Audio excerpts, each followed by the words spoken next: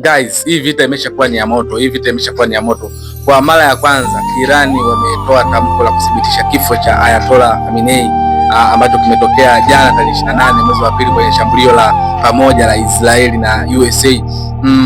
Kwa hiyo mpaka sasa hivi Ayatollah Khamenei, kiongozi wa juu wa Irani, hatuko naye tena duniani. Inna lillahi wa inna ilaihi rajiun. Bana, kuna watu tu wanaona vita hivi vimeibuka sio na nini, watu kana discuss. Nakupa story chap hapa dakika moja ambao kwa nini vita vimetokea. Hii vita imetokea kwa sababu hapo zamani ulisainiwa mkataba wa nchi ambazo zinamiliki vito vya nyuklia na nchi ambazo zilikuwa hazijaanza sasa kutengeneza nyuklia. Mkataba huo ulikuwa unasema kwamba kwa nchi ambazo hazijaanza kutengeneza nyuklia basi ni nani nuclear program hazitotengeneza nyuklia, na Iran ilikuwa ni moja nchi ambayo ilisaini mkataba huo, lakini ilitakiwa nyuklia zao waendelee kuzitumia kwa ajili ya nishati na matumizi mengine. Sasa ile nyuklia itakuwa umetengeneza zaidi ya 60%, inaonekana kwamba unaweza ukaitumia kwa ajili ya weapons.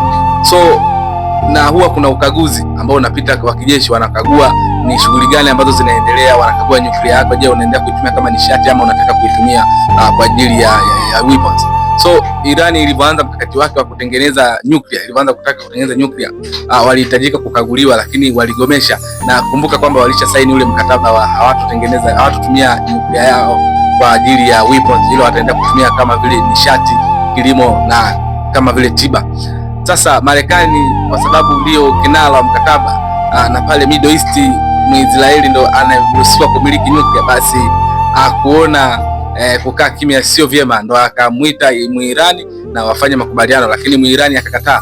Sasa walipokataa hivyo na Muisraeli, kumbuka anataka yeye ndo awe simba pale Middle East, basi wakaanza kuzichapa. Ndo unaona jana wamemchapa Irani vya kutosha, na Irani amejibu vizuri. Lakini je, washiriki wake wa Irani wanaweza wakamsaidia moja kwa moja? Kuna mkataba pia ulisainiwa baada ya vita vya pili ya dunia kwamba nchi zote ambazo Marekani ameshawahi kuzisaidia katika Second World War hairuhusiwi kuingilia vita yoyote Marekani ambayo akiwa ameingia. Sasa kumbuka kuna Mrashi alisaidiwa. Kumbuka vita ya pili ya dunia ilisimamishwa na Marekani tu baada ya kumchapa Hiroshima na Nagasaki na first atomic bomb iliyotengenezwa na formula ya bwana Albert Einstein.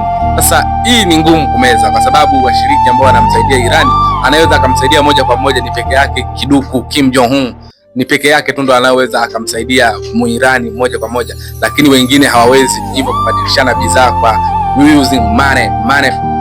So hiyo ndo habari.